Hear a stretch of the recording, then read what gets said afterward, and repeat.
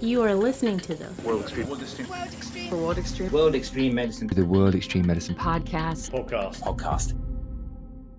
Welcome back to the World Extreme Medicine Podcast. I am Dr. Sarah Spelsberg, and I am your host for this edition. Our guest is Dr. Ben LaBrot, and in this installment, we're going to discuss his voyage of compassion, navigating global healthcare with floating doctors. Dr. Benjamin LaBrot is the founder and CEO of Floating Doctors, an all-volunteer, nonprofit medical relief team dedicated to reducing the present and future burden of disease in the developing world. With Floating Doctors, Dr. LaBrot has combined his love of the sea and medicine to advance healthcare in remote, rural communities. He led the first Floating Doctors mission to Haiti in 2010 and has been continuing to staff rotating clinics in underserved regions of the world ever since. The organization provides supplies and assistance to existing relief groups and delivers health services to remote areas that have virtually no access to healthcare. And so, Dr. LaBrot, thank you so much for joining me. I really appreciate having you on the World Extreme Medicine Podcast. Not at all. Thank you so much for having me. And so what initially inspired you to found Floating Doctors and dedicate your career to humanitarian efforts? Because like you've gone to medical school, you've done all this training, and then you know what? I'm just going to serve humanity. So what inspired you at first? I mean, it was an accident. I had never done, as a medical student, I never went on medical missions. I had never participated. I always thought, that would be something fun to kind of get into. But for some reason, and it's weird now trying to think about not ever having thought about this since this became my career. But it hadn't really occurred to me. I thought I was really just going to become a primary care doctor eventually, like back in the States somewhere, in Southern California, probably. And when I graduated from medical school in Ireland at the Royal College of Surgeons, one of my Norwegian classmates suggested that I, take a break and go to East Africa and go to Tanzania. And nothing to do with medicine. We were in a climbing club together, and he knew I would really enjoy going up Mount Kilimanjaro. And, as a naturalist, he knew I'd, really enjoy the wildlife. And so I went, and I was strictly a tourist and went to Kilimanjaro, and that was really fun. And then on the way out to the Serengeti, the guy driving me said, hey, there's a Maasai village not far from here.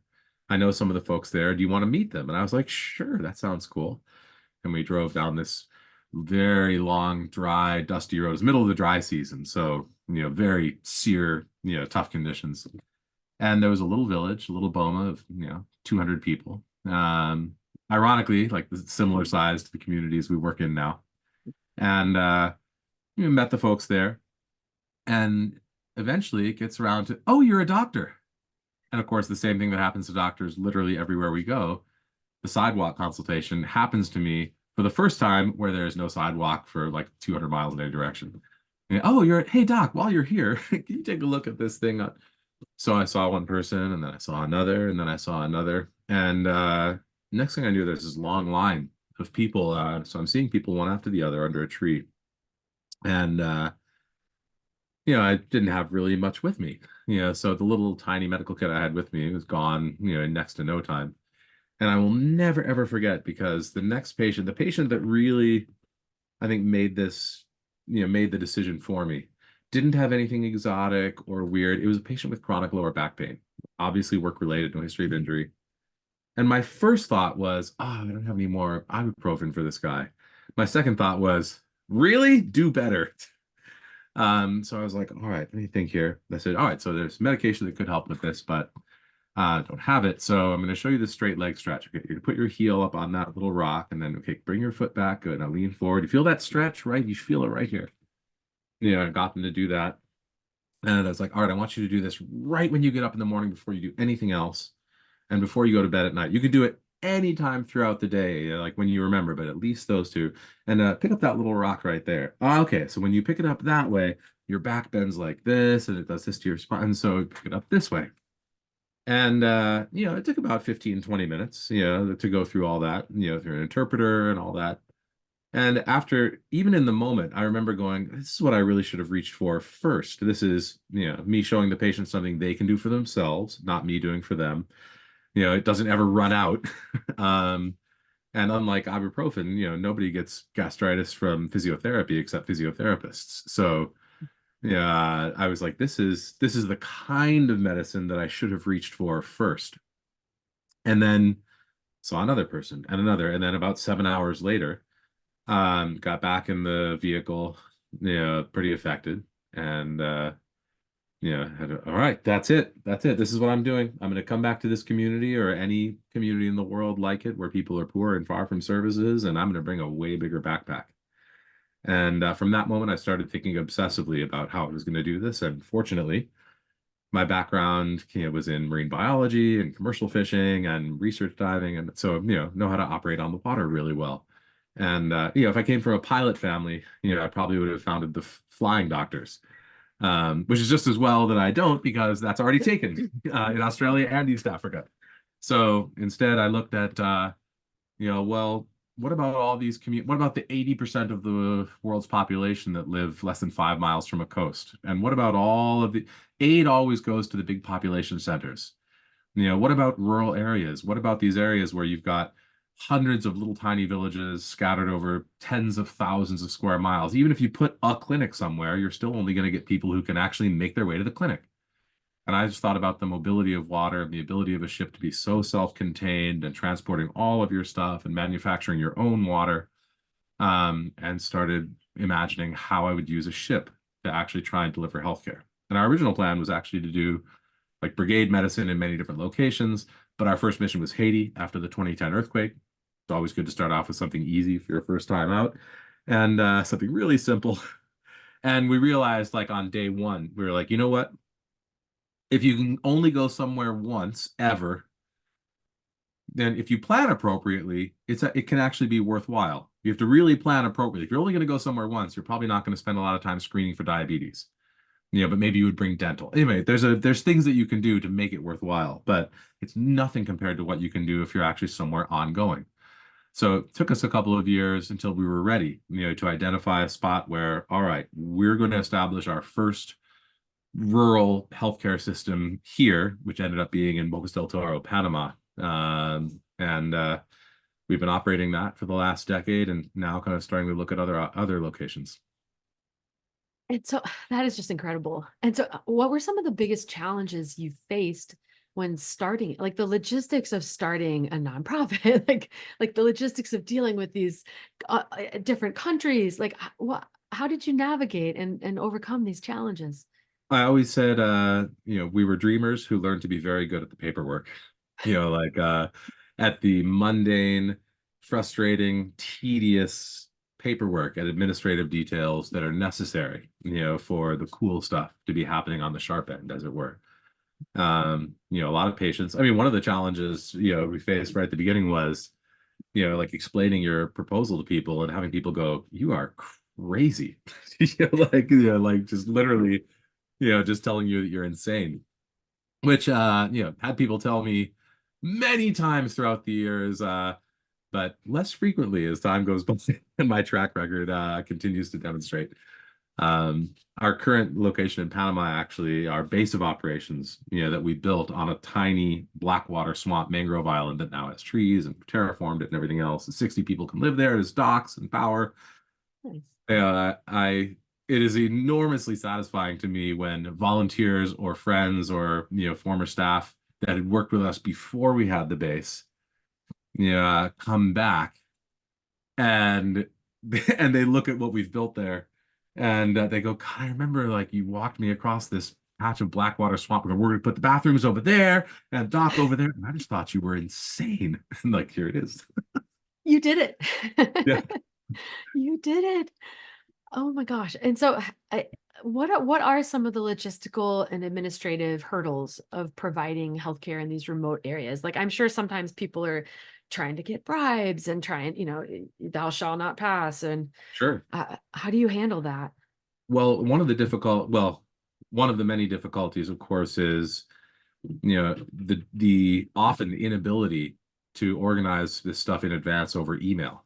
Like so much of the business of getting this stuff set up is really like face to face. Travel 1,000 miles for a 5-minute meeting to accomplish in 5 minutes what might take a year of phone calls. And I mean, it's just, so that's one difficulty.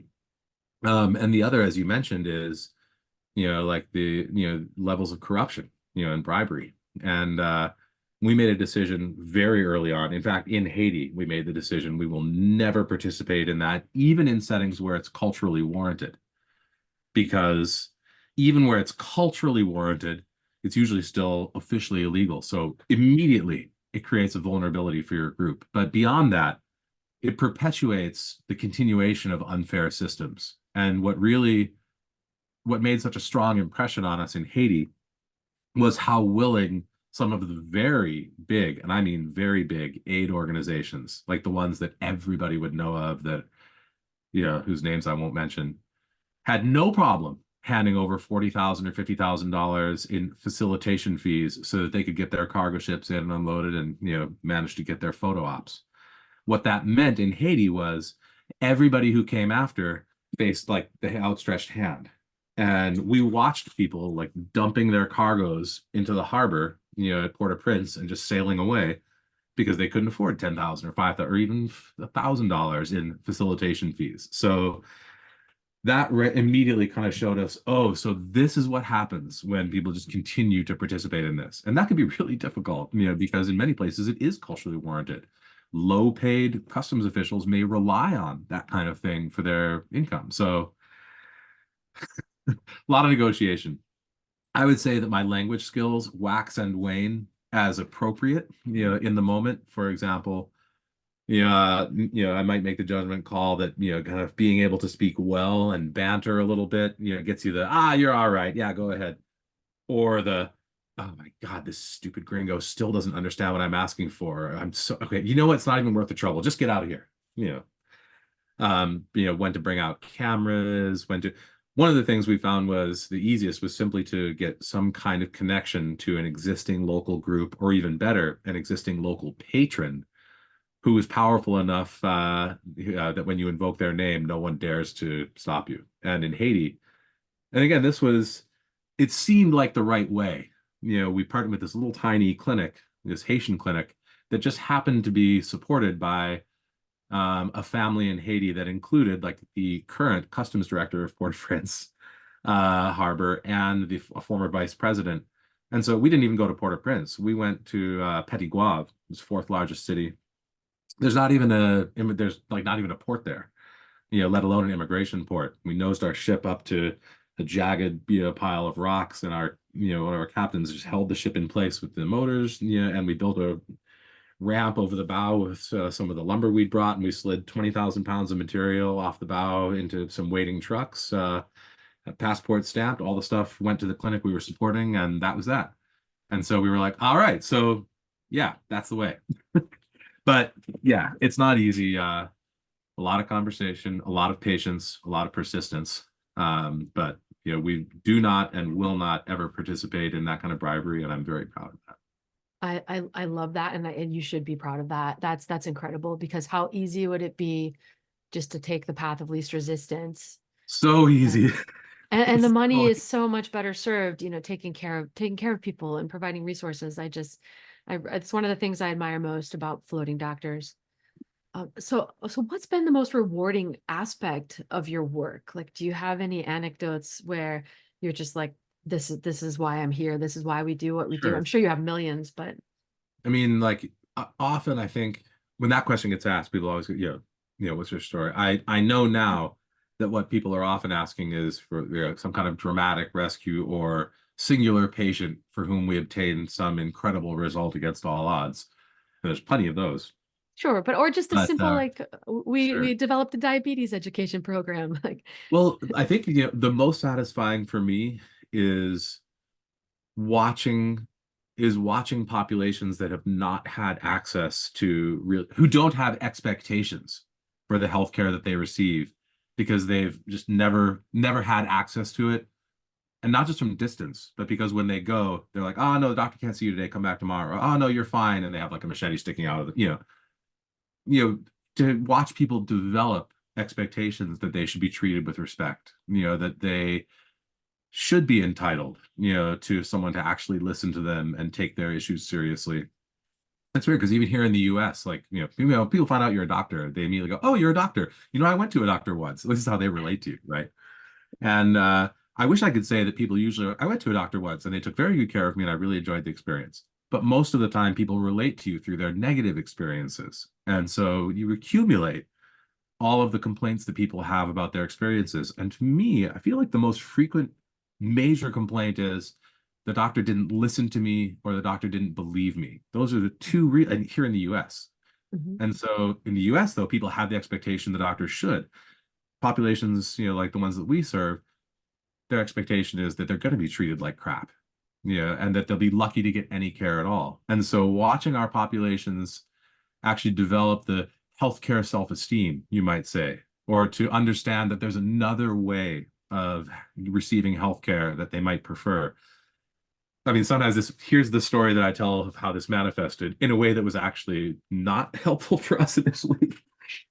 So pretty early in our time in Panama, when our relationship with the local healthcare services was a little more tenuous, you're a threatening presence, kind of when you're there. A patient, I guess that had seen us a couple of times happened to be in the local emergency room on a Friday or Saturday when it was packed, and I guess they didn't like the way they were treated. And in front of the entire waiting room, they were like, "The floating doctors would never have treated me this way." And on the one hand, I was like, "Yay, yay, you developed expectations for healthcare." On the other hand, I was like, "Oh God, now I have to go by the hospital with flowers or some IV bags or something." And I think like watching that, like watching health populations develop healthcare literacy, develop an understanding and an expectation for the healthcare. Without the demand, it will never be delivered, ever. Yeah. But if the demand is there, at some stage, healthcare systems have to become more responsive. And so for me, you might call it like a softer result in terms of it's not very dramatic looking or exciting sounding. But to me, it's one of the most satisfying. For dramatic, But I it can give you a is. great one. We had a No, kid who, yeah. But the it kid, is dramatic. Like you're empowering the people and that empowerment and that healthcare literacy and that expectation of, hey, like I have a problem, I need you to hear me. Like that empowerment is going to be sent down through generations. That's like changes the entire healthcare landscape for an entire population of people, some of whom you may never even meet. that's right. It's Like there's a incredible. community when we first visited this community, and so this community now we've been working in for 12 years, every 3 months. 400, 500 people, you know, pretty remote. And when we first got there, there was so much scabies everywhere. And so you're treating the scabies. We also, we hand out soap like it's water. Actually, like we hand out way more soap than water. Every patient, bar of soap, bar of soap, bar of soap. And I remember that the use of soap in that community used to be very sparing. There'd be like a sliver of soap, and people might use a tiny bit of it, and you're husbanding it because you don't have access to it. And the amount you're using was really like not worth that much. It wasn't doing very much. Everyone had scabies. And so I just remember, after a year or two, we kind of beaten back all of the acute scabies. And after like 4 or 5 years, no, the soap is no longer like being guarded carefully. Like on a communal sink, there's like a bar of soap. It's like left, like it's everywhere. And then the expectation for the kids is that of course you reach for the soap because it's there. That's what you do. And now I know if there's no soap in that community, the kids who grew up with access to soap for 5 or 6 years are going to think for them, not having soap would be weird. Does that make sense? Mhm. Like for them, well, of course we need soap. Like the expectation that you should have soap and that you need soap is there. And not like we rarely treat scabies there anymore.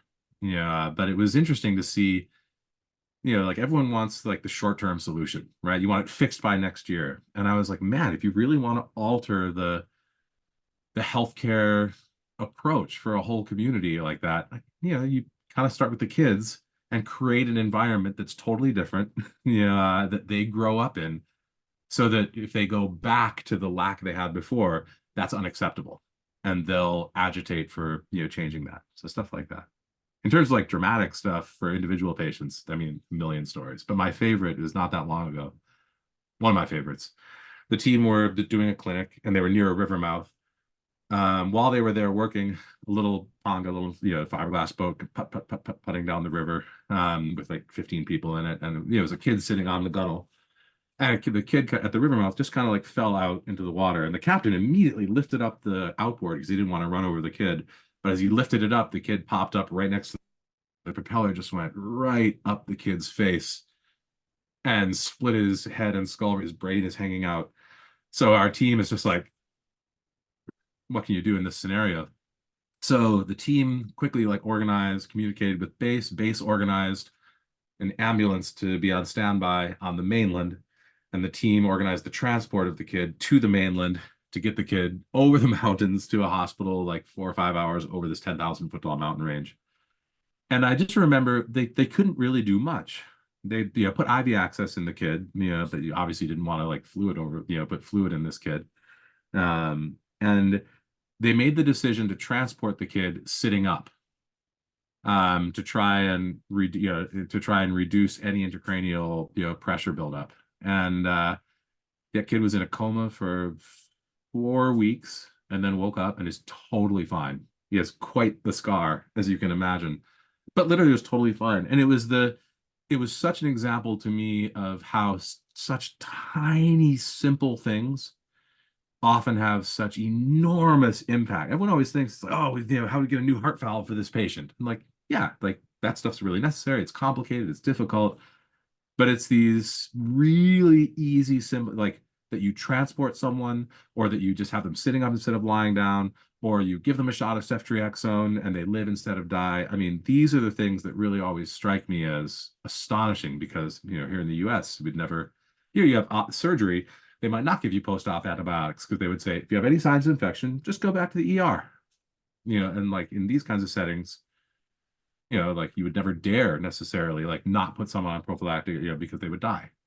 And so, yeah, just the power of incredibly simple interventions, in these settings always really strikes me. And just having that infrastructure, like communication, having comms available Yeah. to you in disaster situations is just so important. What kind of do you guys use radios, or do you use Starlink, or what do you?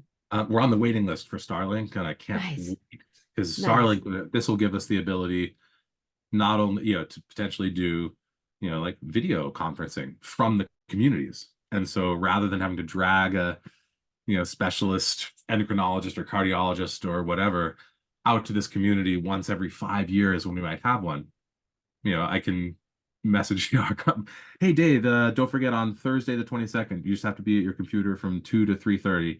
I've got 3 patients, in Valle Escondido that I want you to see. Oh, these are the ones you saw last time. Remember? Oh yeah, we'll do the follow-up.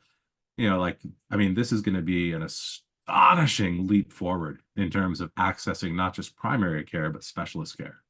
So at the moment, radio, cell signal when we have it, sat phone, like spot GPS, text, devices, things of that nature, and I mean, occasionally like someone running, running, go get them, old school. Who was the guy who ran to marathon, like to deliver the news? Phidippides, yeah. Yes, Philippides. Yep, I remember there's a store called Phidippides here. It's the name in athletic fitness for over 2,400 years. That's outstanding. Very clever. Very clever. And so I love it that you go back to these places. Like, I love it that you establish a presence and you're educating and empowering the people. And so how do you ensure like the sustainability and the long-term impact of these initiatives? And I mean, I'm sure there's like a lot of fundraising that goes on, and a lot of recruitment that goes on. And well, it always comes from trust. Like without the trust, there's nothing at all. And when you start working with populations like this, their experience, I mean, analogous to so many similar populations, but take this one, Columbus met them on his 4th voyage, and pretty much every single interaction they had after that with any outside group was somewhere along the lines of, hey, we really like your land, now it's ours. Even today, like those land grabs are still happening constantly. We do a mining project on their land, they're going to put it all this stuff.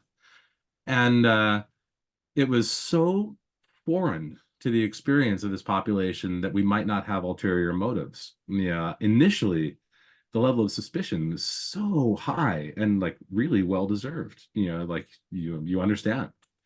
So typically, you would either grind it out, and you got to keep your promises, under promise, over deliver. Show up when you say you're going to show up, and if you can't show up, then you have to communicate in some way, because they're used to like, oh, we're going to come and do that. Or even like Ministry of Health Services is supposed to come on a certain day and then just no one shows up, weather, whatever it is. So keep your promises, show up when you say you're going to show up. Usually we would get lucky and there'd be some patient who had an acute, urgent, severe need, postpartum hemorrhage while we were there, or need a new heart, something where we would resolve that or make it happen, and the community would be so astonished, that we would extend ourselves in such a way, that would, they would go, oh, they're really serious. And so those patients would often become, our de facto ambassadors for our credibility. Once you have that trust, then the second thing is, you've got to be in it for the long game. You really do. Like looking at like that scabies example, we realize you really want to change things. Like you have to ensure that an entire generation of children spend their whole childhood growing up with access to soap, so that that becomes the new norm. You're not even telling them like you need soap. Now I need you to understand that you need soap. You just create an environment where that's the norm. And then that is the attitude and expectation that will persist when they have kids, and so on and so on. So yeah, you got to be in it for the long game. Or in conservation work, we have a saying, we'd say, it may not look like much now, but just you come back in 200 years. Like these things really take time. And when you're working with populations that, are living without electricity, water, literacy, sanitation, internet, cell service, and are subsistence farmers living often in ways very similar to, 1,000 years ago, expecting them to suddenly make massive changes in the way they understand health and healthcare and disease and how to access healthcare services in 18 months is really asking a little too much. So patience, persistence, and long-term commitments for sure. Mm-hmm.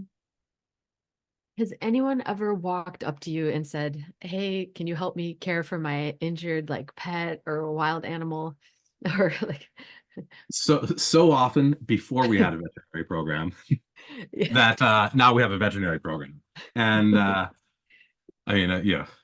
like when I was the best option for veterinary, which I'm not at all a great option because I'm a human doctor. And like I didn't realize, for example, how poorly benzodiazepines work on dogs compared to humans. Anyway, The meds are completely so much stuff different. you learn empirically. You do. Um, we found like at first we started thinking about the veterinary program a little bit in terms of what we're being asked about animals. There was this acute need. But what we learned was if you're really looking at healthcare, like you almost don't dare ignore the veterinary stuff, especially like in subsistence populations, like that are farmers. If their cattle or chickens or pigs are not healthy, that could be a very big impact on that family's sustenance and survival for the year. Like they buy a pig at the beginning of the year. That's like someone here buying a savings bond, except the pig is not FDIC insured. So, that pig dies at the end of the year. That's their, Christmas bonus gone, right? Where they may have been depending on that, for something really critical. So, or if it's riddled with parasites and it doesn't put on weight, then they get less out of it. Or the communities that live in the mountains, their mountain pony dies or is infirm, like that's their livelihood and their mobility gone. So there's that aspect. And then the other aspect is all the zoonoses. And I was just looking at each of our leads, our medical team lead, veterinary team lead, dental, pharmacy, also send a weekly report to all the other staff members. And the veterinary lead, I'll just never forget it was just a couple of weeks ago. It was like, hey team, had a great week. Hey, just to, a note for the medical team, we really saw a very high, prevalence of giardia in the dog populations in this community. So, something the medical team should be aware of, in your I was like, right. In addition to like obvious zoonoses, looking at just things like that, you're understanding that the health conditions of the animals often can have a very direct impact on the health conditions, of the people. And then, of course, the third component, if you've ever spent time in, rural, developing world underserved settings, and you've seen like village dogs, that are just, parasite ridden and covered in mange and, with huge open wounds and just their ribs poking out through the skin. Like it's hard, it's hard to only look after the two-legged folks, and you recognize, like the four-legged or winged or other appendaged, organisms. There is also like an ethical imperative, to not ignore suffering. Everyone always says like nature is so cruel, but nature is not cruel. Nature is just pitilessly indifferent, like to individual suffering. Yeah, but that doesn't mean that we have to be, especially when we have the ability to do something about it. That is so beautifully put. That is so beautifully put. Not cruel, but indifferent. Absolutely. So from village to village, I'm sure some of them there are very similar, but are there some of them where like there's different cultural sensitivities or understandings of the way they do things or their expectations of you know sex segregation or something like Sure. that? How do you balance the cultural sensitivity and learn it? Because I can put my foot in my mouth really fast. Oh my God, I've done it so many times. I know exactly what my foot tastes like. Every toe. Um, you know, one of the things that one of the reason I always encourage volunteers to come as long as they can. One is just the longer they come, the more they're going to learn and grow, which is great. The other portion is, there's about 25 communities that our team visits, and we visit each community every 3 months. So every week we go to 2 or 3 different communities in our network, and we repeat this cycle. We go out, come back, go out, come back, go out, come back, go out, come back. And for expediency, I often have to refer to the population we serve as the Nobe Bugle people that we serve. But it's very easy, to talk about the Nobe or Black people or white people. And it's very easy to forget that, people are very unique and individual, beautiful snowflakes. Um, and when, you might have 2 communities in our network that are the same size, not even that far apart, look very similar, and have vastly different health priorities, health needs, cultural outlooks. When you're working in small communities, especially, there's a profound founder effect. Like if you have a community of 200 people and the 5 leading figures in that community are very community minded and collaborative, that community will really flourish and get a lot done. If you've got 5 leading personalities in that community who are feuding with each other or who are not community minded, your community will really struggle. One community could be all evangelists. Another could be all, like, there's actually, it's interesting because Latin America is very little Catholicism in our communities. They're almost all Methodistas, Evangelistas, Testigos, or Jehovah's Witnesses. And of course, if you have a community that's mostly Jehovah's Witnesses, you've got very significantly different health attitudes compared to more Methodist or evangelist or more Nobe animistic, kind of religious community. And so your approach could be wildly different in 2 communities that look identical on the surface. So when our volunteers come for longer, I like that it makes it more difficult for them to think of the Nobe people and to remember, like, okay, there's Marta and there's Griego and there's, these individual people and individual personalities, some of whom are generous, some of whom are stingy, some of whom are mean, and some of whom are kind-hearted, some of whom are honest, some of whom are lying dirtbags. And, just remembering to give that same dignity of humanity to everyone of other colors or ethnicities or socioeconomic statuses or cultures that you would to someone of your own. Like if I'm another white person, I don't automatically assume they're a certain way. I recognize they could be honest or mean, or honest or lying, and so on and so on and so on. But people often don't do that with groups different from themselves. They just go the Nobe, the Haitians, the this, the that, and I think that's extremely dangerous. It is, and we do that even compartmentally in the US. Sure. People absolutely do that, and everyone is an individual, and they should be met on their own metrics. Yeah. Here in the US, we can't stand if someone doesn't fit into one of our predefined categories. We'll work very hard to fit them in. And so we keep adding new categories. Remember it used to be, like LGBT, and it's LGBT. LGBT, you know, people realize like, wait, nope, this person doesn't fit into any of these. They don't fit that. And so, you know, if you extend that ad infinitum, you know, eventually you realize, right, everyone is essentially in a category of one. Yes, yes. And they deserve our love and respect. Mhm. Absolutely.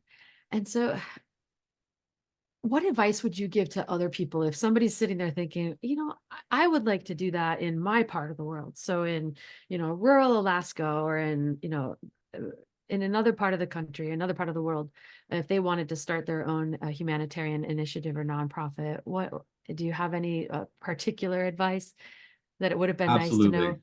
The Yeah, first is don't give up. No matter, nice. don't give up. Mhm.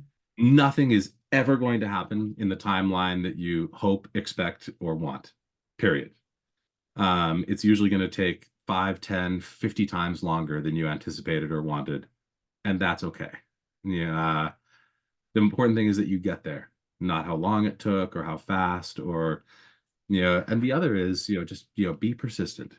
You know, be patient and persistent. You're going to have to wade through, even like once we started doing all this stuff, I often tell our volunteers who often come with the expectation they're going to see unusual tropical presentations, advanced cases of things that don't get advanced. We have a kid with chicken pox, you know, like 30 people come running, be like, oh my God, chicken pox. And I'm like, oh my God, I forgot. Geez, I'm old now. People don't see Yeah, chickenpox anymore. right. Um, but you know, I tell them, you know, you wade through an ocean of lower back pain and colds and headaches for the credibility and the right and the trust for people to really bring you, you know, these other things, these more complex, challenging, sometimes deeper issues. And so, you know, people can do this. You can do this kind of thing anywhere. It could be rural Alaska, you know, it could be an underserved urban neighborhood. You know, be persistent, be patient, don't give up, no matter how many times people tell you you're insane. And work really hard to gain as much trust as you can with the people that you're actually trying to help. Listen, listen, listen. Take that savior complex and throw it right out the window. There's a Lila Watson's an Aboriginal activist, and she had this wonderful saying. She said, if you're coming here to help me, then you're wasting your time. But if you have come because your liberation is bound up with mine, then let's work together. And no one gets into, well, no one whose heart is in this work gets into it, you know, because they're trying to get rich, because they're trying to advance their, you know, there's way easier ways to do all of that. You know, the people who get into this, you know, for the long run, in the long game, are people who are really looking for something. And I didn't know it at the time. But what I was looking for was the ability to practice medicine without a lot of the constraints that modern healthcare in the US enforces on physicians. You know, my experience as a doctor is probably much more similar to a 19th century country doctor with 21st century tools than it is to a modern, you know, primary care doctor like in California.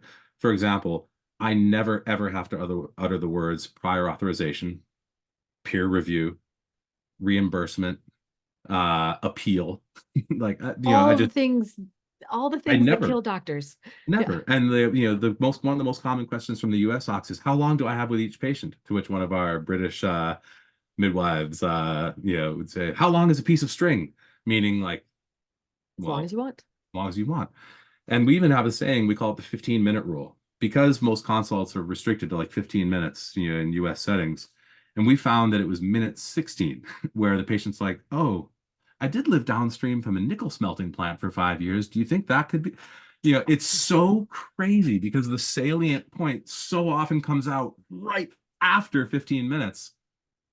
And you know, I like that a significant portion of my consults are in the patient's home and that they are often the whole family. You know, so you go to the home like a country rural doctor, and you're seeing mom and mom's, you know, 20-year-old daughter with her kids and mom's kids and grandma and maybe the uncle, and maybe you stay for dinner. And there's, you know, there's the medicine that happens between the medicine, if that makes sense. You know, like there's all of the trust and understanding and information gathering, you know, that occurs not necessarily during the consult, but during all the interactions surrounding the consult. I like that I've looked after. Sometimes I've looked after 5 generations, like of a family. And my dad still is still practicing after 50 years, and he has patients who are the grandchildren of some of his original patients. And that was what I was looking for.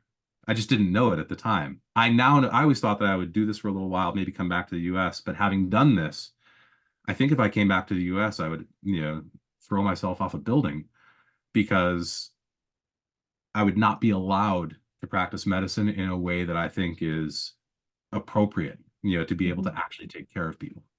Mhm. I managed to recreate some of that in the ER. Like I'll take my initial report. I'll say, is there anything else you think I need to know? And then I go do my things. And then as I'm waiting for results, I walk back around and it's in lap 2 or lap 3 or lap 4 that it's like, oh, by the way, I forgot to tell you. Like, that was very helpful information. Thank you. Right. See what I mean? Like it's Yes. always something comes afterwards, or Yes. later, And like Yes. Yep. we should understand this because like in Dr. House, it's all in the history somewhere. Let's go back to the patient, let's go back to the patient. Yep. Let's break it, let's shimmy up the drain pipe and break into their apartment and ransack their closet. Okay, Dr. House, maybe you went a little too far.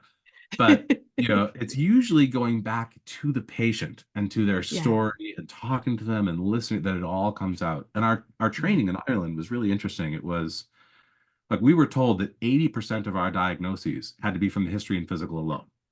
Like if you're ordering a Nice. bunch of Yeah. labs and tests for, more than 20% of your you call you in and go, why are you wasting medical? Do your job. You've been trained. And their like Nice. liability was not such defensive practice had not come in so much there. Yeah, And we have to here. Like, right, like you have to here because it's so yeah. litigious. And of Yeah. course, you have the defensive practice, and then you have the billing imperative, that is pushed on physicians, Mhm. infrastructurally by so many Mhm. large healthcare organizations. One of my Mhm. doctor friends was complaining the other day. He works in a major health hospital network here in Southern California, and he was complaining like if he orders, antibiotics for a patient that he thinks might have sepsis, it could take 5 hours for the antibiotics to actually be administered. But if a patient dies, the hospital policy is to get that patient out of the room and the room turned over in less than an hour so that they can get another patient in and bill 2 patients for the same room for the same day. And so Oh, you have that's these bad. competing, right? You have these competing priorities. Like there's nothing wrong with the concept that healthcare needs to be a business. One reason our organization was successful is because we realized it had to make sense. Like same with like our funding model. We don't rely entirely on donations. Like our volunteer elective program supports the vast majority of the Mhm. healthcare service that we operate, our elective training program. Um, but we always approached the this as, okay, this has to make sense. Like you have to approach it like a business. And so there's nothing wrong with healthcare being a business, except that business interests often conflict with the priorities of people taking care of patients. Yeah. So the challenge of US healthcare, right? Yeah. All over the world. True. Um, Even in Ireland now, one of my old classmates, who's a very prominent cardiologist in Ireland now, he works for the private, the relatively new large private healthcare industry in Ireland. Like when I got there, like almost nobody had healthcare insurance. It was all the public mhm. service, which was heavily burdened. And their public now about 50% of Irish people have private healthcare insurance. And I said to him, I was visiting him, earlier this year. So, oh, that's awesome. The pressure must really be reduced on the public service. And he went, no, the public service has been almost like scaled in his mind, like even maybe scaled back. And he was saying it's possible, that they were almost deliberate. He said, probably not. This is probably a conspiracy theory, but it wouldn't surprise him to learn that there was an effort to make the public service more undesirable to push people into getting private healthcare insurance. So even in public healthcare systems, the kind of business of healthcare, Mhm. may reach. And certainly kind of looking at the scenario in the public system, probably it isn't some dark conspiracy, but the investment in the public healthcare service does not seem to be there when there's Yeah. this awesome option for the public healthcare service of people buying private insurance. Yeah. It's suspect and disheartening. Yeah. Is it ever like this role has to probably entail quite a bit of travel. So is it ever difficult to manage like your roles and your responsibilities at home? Sure. I mean, in the beginning, that was a 24/7 job. So it Mhm. was definitely a lot more practical, you know, when I, was not yet married, and had no children. That would have been very difficult, if not impossible. I mean, for 5 or 6 years, like, oh, there's someone here with a bloody rag wrapped around their arm. That's me. Uh-oh, the sewage system is broken. That's me. Uh-oh, the power's out. That's me. Oh, we need $10,000 by tomorrow. That's me. Now, like, none of those things are me necessarily, unless I wanted them to be. But in the beginning, like, holy moly, it was ruthless. Now a little easier. Right away, I knew from like the beginning, I was like, I have to make this so it's not a personality cult. It has to be robust enough that you can't rely on me and my personality to survive. Mhm. Otherwise, like it's not even close to sustainable. No. So I've worked really hard to work myself out of a job, and succeeded. So now I actually go to Panama to our program there, like every 6 to 8 weeks, maybe at most, and I go for a week. And I'm long past having to go and like sort out problems. Like I'll go because we're teaching a CME course, or we have some cool event on, or just to go check in so I can stay relevant, and get my primary care on, with my patients. But mostly I just walk around going, wow, oh my God, you guys are doing what? Wait, you put that in place? Wait, how did you get to that? So, and that was a great moment for me when it started to take on a life of its own outside of me, because of course that frees up a lot of time and energy for me to start looking at other things. So I Yeah. stepped back into like a founder role, which allowed me now to go like, Iquitos in Peru. Should we look at that? The mining companies in Botswana are interested in perhaps starting some, that I'd Yeah. never been able to put attention into that, when I was still, managing all of those individual details. Yeah, boots on the ground. And it's a testament to you is that you were able to recruit people that you can trust in those roles. And one of my favorite quotes about Henry Plummer, who was a physician by the Mayo Brothers, was that their best day's work in their life was hiring Henry Plummer. Oh my God, I love that. Yeah. Because I could pinpoint like the 5 or 6. There's a great moment in that movie Das Boot, that German World War II submarine movie. Mhm. They've been attacked, they're trapped on the seafloor. Every system is destroyed, and everyone is working super hard to try and fix things. The captain is really, maintaining this attitude in front of the crew, like, we're gonna get this sorted, don't worry, like, okay, you're working on this, you're working on this. And then in front of the protagonist, who's this journalist, who's on a ride along, no one else is around, and the captain just like slumps. And at that moment, the protagonist realizes, oh my God, there's actually no hope at all. We're totally doomed. You've just been holding this together in front of the crew. And the captain apologizes to him, and I'm sorry, like this. And right at that moment, chief engineer comes in and he's like, Captain, and they've been working for days without sleep, like he staggers in. He's like, Captain, okay, we got the starboard engine like at 20%. We've got the water like pumped out of here. We've got one ballast tank, and like lists all these things that they've managed to accomplish. And the captain is just absolutely gobsmacked. Can't even believe this. Like barely manages to respond with like, good work, chief. And he's like, I just have one or two things to check, and he staggers off. And the captain, who's now has hope for the first time, turns to the protagonist and just said, all you need is gute Leute, good people. Yeah. Yes. And yeah, that's definitely, we used to try and create roles that were so well defined that in theory anyone could come in and armed with these like really clear guidelines would have a hope of, and we ended up really abandoning that, and looking more for personalities that bring something to the organization, and then figuring out how they will mesh with whoever else you have. But Yeah. They can you build know, their own role. exactly. You get And more out you of have good people. people. I have Yeah. my like my list of like people that I would, definitely work with them again. And then I have my like short list of people who if NASA were like, hey, we need you to set up something on Mars, like the people that I would go to for that, my all-star list, and they're such extraordinary individuals. That's one of the great things about doing this kind of work as well. You tend to encounter really fascinating, high achieving, people often toiling away in complete obscurity. Yes. The kind of people that, really like give you hope that the world may actually continue to turn, despite all the craziness that we hear. Going to the WEM conference, is always like, because it's this collection of all of these people, most of whom you've never heard of, and then they share what they're doing, and you're like, what? What? This is incredible. So that's that's why I come every year. Absolutely. It makes me feel like I'm not alone. Like I'm not weird. I'm not, Yeah. we're not strange. We're totally normal. And there's a bunch of people just like us, and it's awesome. Or maybe we are weird, but not alone. Weird, but not alone. Fair.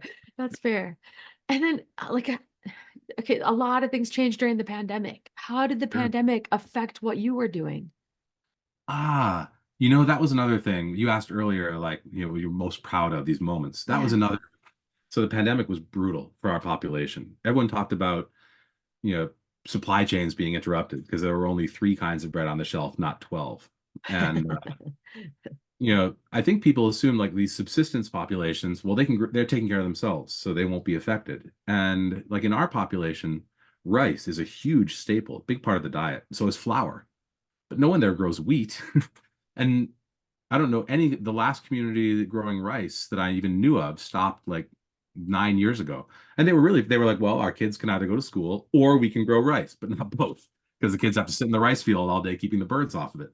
And if you might be living on $2 a day, but if you have $2, you can buy enough rice for, your entire family for a week and a half or 2 weeks. So there's certain things that these populations did become dependent on from the outside. So now the lockdown occurs, and I mean, it was really strict. Like in Panama, like men, it was based on like your social security number. If it was the last number of your social security was even, you could come out of your house if you were a man on Thursday afternoons, if you were female on Thursday mornings. It's problematic because you might have people who might need their spouse to paddle them somewhere to get somewhere.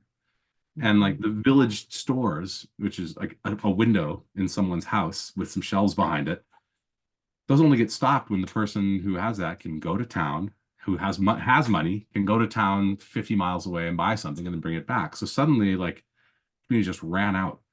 So beginning of the pandemic, our group is like, all right, can't do regular clinics. We're going to go around, make sure all our chronic patients, diabetics, epileptics, heart patients, here's 3 months of your meds. We're going to be back in 3 months. We did that. And then 3 months later, did another drop off. And 3 months later, everyone looked skinny. And the team were like, what's going on? They're like, we're out of food. I only ate twice this week, so my kids could eat. Like, we're eating leaves. And we were like, what? So I'll never forget that call because the team came back from the drop off and sat down to dinner at base. And first they like couldn't eat because they felt so guilty about having food. Then they felt really guilty about not eating it because they had food. It was this really very emotionally complex moment. And so we pivoted to doing food support. And it was like 4 or 5 months into the pandemic, people are really like financially frightened. And I'll never forget because in like a week, we raised $50,000. Like, and not from like one big donor, like from our network. This is while like other organizations like, well, we can't have our gala, no pictures with celebrities for you guys. And like no one supported them. We never do that. There's no swag. You don't get anything for supporting us except knowing that we put your money to good use. And that meant, our donor base, while much more difficult to obtain because they don't get anything for it, when push came to shove, really like extended themselves. So we did food support. And then it came time for vaccines. And, no cell service, but they have radios. And so they're listening to the radio. And on the radio, they were hearing all the same stuff that people are seeing on Facebook here, right? They're like, it's going to make me sick. It will sterilize me. It will harm me in such and such a way. It won't work. It will have a microchip in it that makes me buy Microsoft stock, like all this kind of thing. And so, like here, our patients were like, well, I better talk to my doctor.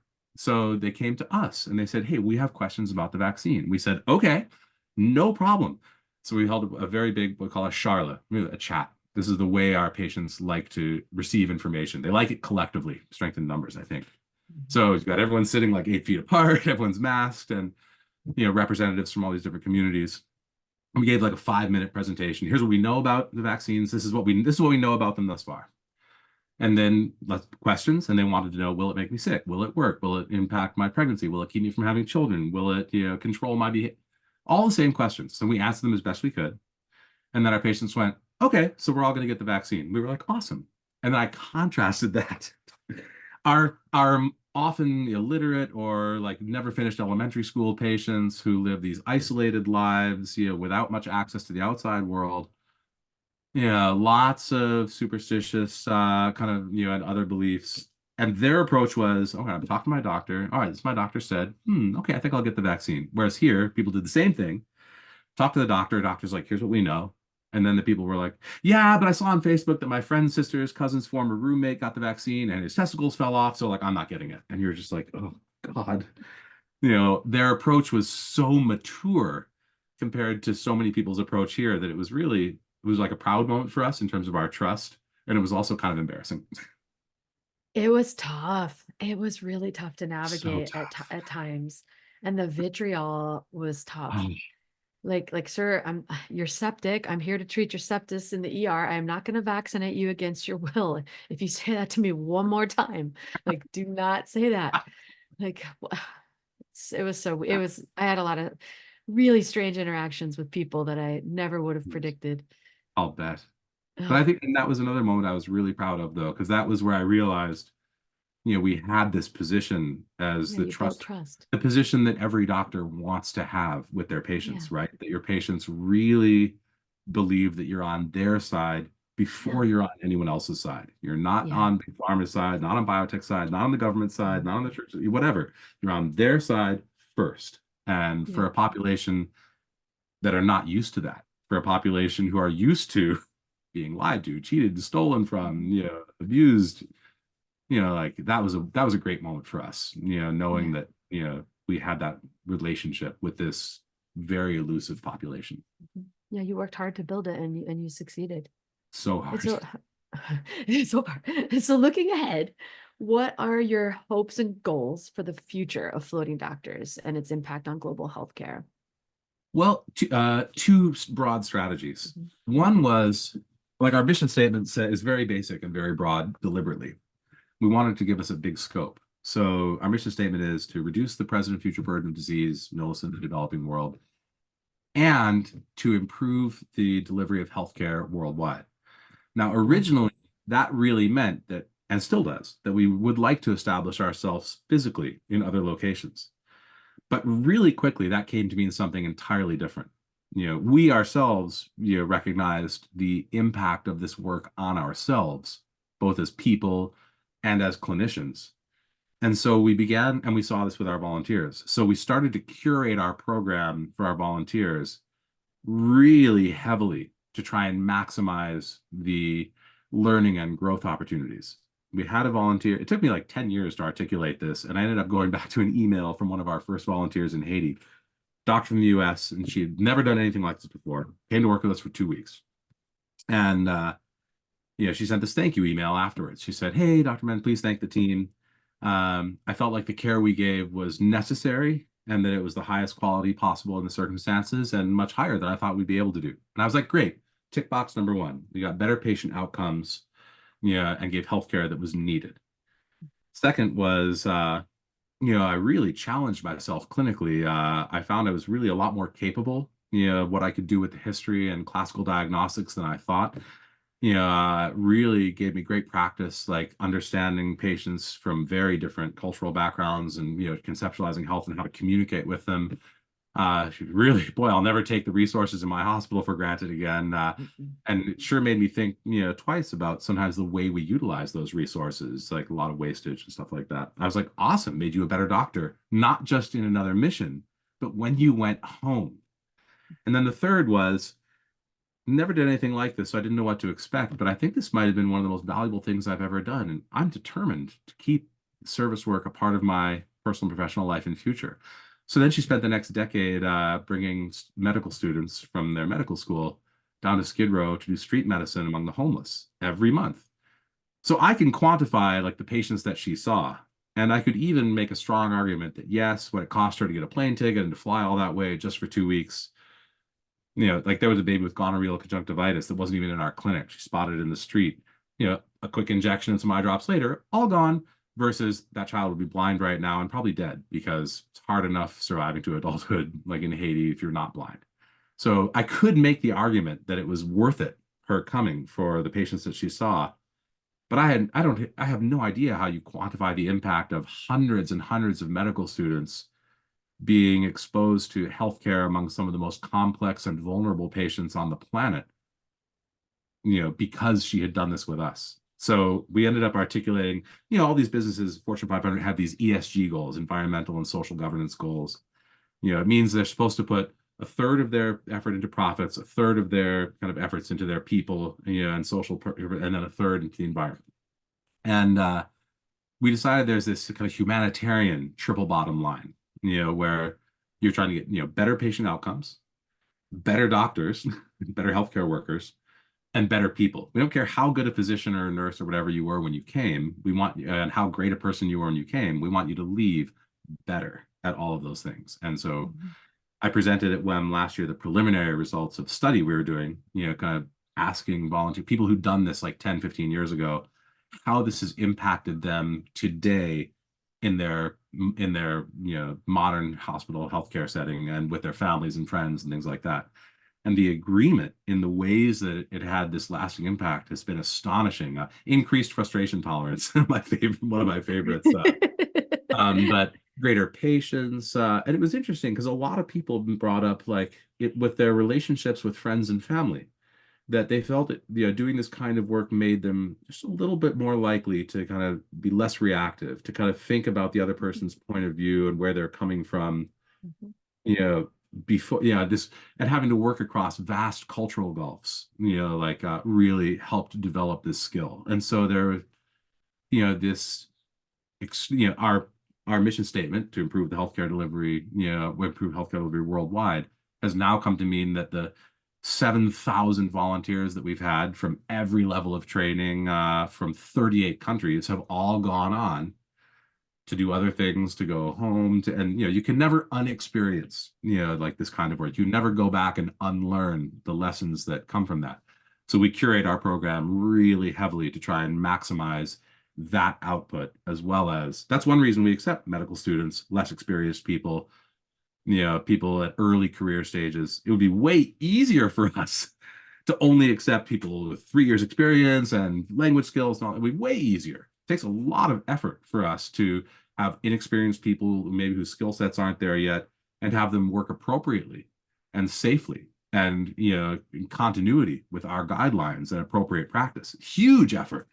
But that's a really big part of our mission, not just where we are, but this shadow output over the rest of the world. These volunteers that we keep tossing back like pebbles into a vast sea, and who knows where the ripples will wash up. Oh, I love that. Did you ever go back to Africa? I did. Did you go see your video? You did? I did. 8 years after my visit to that little community, my wife and I went there on our honeymoon with a much bigger backpack, packed the way I now know. I then knew, okay, we're not know when we'll be back again. So this is what we're gonna, okay, a lot of let's bring 3 years of deworming. We're gonna give those to the teacher and explain how to give them, but we're gonna make sure to do it in front of all the community members so they all know how many, all the things that you've learned, empirically over the years. But we went back and you came back and like, I'm so sorry. It took 8 years. We were there a couple days. We saw everybody in the community and some other outlying communities. They found out we'd been married. They killed a couple of goats, and we had a big feast, and they dressed and married us as Maasai. And then when we were kind of saying our goodbyes, one of the elder women gave us a hug. And then I'll never forget, because it was not planned. I could tell it was a spontaneous gesture. After she hugged us, she kind of went to turn away and then stopped and turned back. And she took these 2 copper rings off of her fingers, these well-worn, very old copper rings that they must have made. I have no idea how long she'd had them, probably in the family. And she put them on our fingers. And, I couldn't have been more separated from her by gender, by age, by language, by ethnicity, by religion, by geography, by socioeconomic stuff. I mean, literally, we might as well be from different planets. And it was clear that none of that made any difference in that context. And this is what any physician with any patient has the potential for. That inside the consult, that circle, that private little bubble inside the consult, you have this opportunity to actually connect with someone who could be as different from you as though they were from, Pluto. And all of those differences, can become meaningless in the context of your shared partnership, together, like on their healthcare journey. And I think that connectivity, those kinds of connections are what continue to astonish me and are one of the most gratifying parts of this work. And the epilogue to that was every month or two, I get an email from one of the guys in that community in increasingly better English, to which I reply in flawless Swahili because of Google Translate. Thank you, Google Translate. He walks like 30 miles to some tiny town where there is like and he's this person has this and this person has this, and I write back. And so I do telemedicine to this tiny village in the middle of nowhere that I had this ongoing connection to for the last 15 years. And I think that kind of connectivity is it has never been more needed than now, for people to have active connections with the rest of the world and with people who could be as different from them as night and day, and who are all on the same journey. We're all on this blue marble together. I don't care if that sounds hokey. The reality is we're all literally in the same boat, and it's a lot harder to go around knocking holes in the bottom of it when you're connected to all of these people, across all of these vast gulfs. And it's also a lot harder to focus on the differences when you've managed to overcome them, through kindness, compassion, and laughter. I wish we were all just earthlings. Right. Oh, I wish we were. And so how can people help? How can people help floating doctors if they want to? Like, how can they find out more about what you're doing? And well, certainly through our website, people can always donate. And donations are great because they do let us build we usually use that for building infrastructure. Okay. And that's floatingdoctors.com. Correct. Okay. On floatingdoctors.com, also you'll see the volunteer tab. And I really encourage people to explore. You don't have to be medical to work with us. There's plenty of work for, a pair of willing hands. We encourage people to bring their kids. Like Panama has good security, like it's safe. And if you're going to travel in a rural, developing world setting, you might as well travel literally in the center of a large group of healthcare workers who travel with their pharmacy. Yeah. We have like immersion trips where, groups can come. You might, that part of it you almost would call like our ministry, right? To try to spread this message.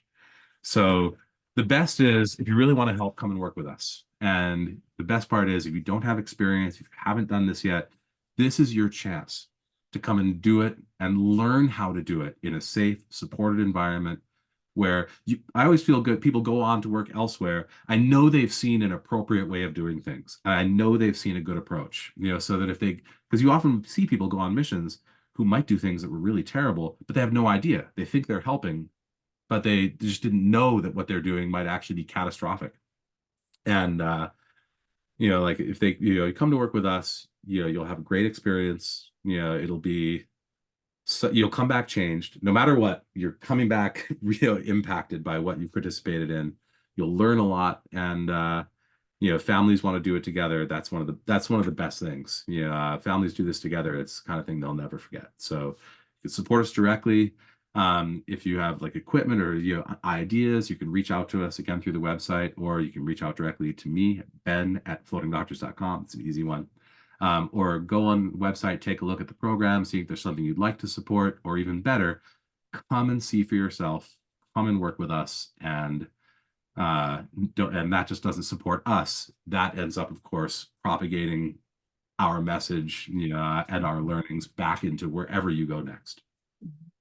One of my colleagues and friends, Dr. Andy Sharp, did a mission with floating doctors and just loved it and felt like it changed her. And so any parting words or advice for young budding medics? Yes. I'm going to give the one of the last question that we asked all the interviewees that we interviewed for our study, exploring this, was the same question. Any advice for, and almost every single person said the same two things, and a few people said the third thing I'll share. The first two things they said was, do it now. Don't wait. Do it now. Book your tickets now.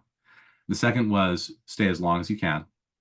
And the third was, carry dry underwear in a Ziploc bag. Always the extra underwear. Yeah, what was it? One of them said, they're like, well, rains 200 inches a year where we are. They're like, wet clothes are for an hour, but wet underwear, that's an all day event. For life. That's all day. I was like, oh, good advice for life. So that's really, I would say, do it now. Don't wait. It literally, at the earlier the career stage you are, usually the easier it is to be able to do these things. When you do have a family, it becomes progressively more difficult. Not impossible. Yeah. After all, we facilitate people bringing their kids, but do it now. Don't wait. I love that. Thank you so much. Thank you. Thank you so much. Yes, thank you, Dr. Ben LaBrot, for being my guest today. You are truly an inspiring individual. You made me cry, and your career is just simply amazing. And thank you again to everyone listening. I'm Dr. Sarah Spelsberg, and it is my pleasure to share these extreme medicine adventures with you. If you are listening with us, you too are an extreme medic, and we welcome you to the World Extreme Medicine family. Stay safe out there and always keep pushing your boundaries further, and join us at our annual expo. Thank you. Thanks for listening to the episode. Please feel free to rate, review, and subscribe on whichever platform you're listening to. Please also head over to the World Extreme Medicine website, where you can find more engaging content on extreme medicine webinars and indeed the collection of courses from our global network, including humanitarian, disaster relief, expedition, space, military, tactical, and performance medicine. Thanks again.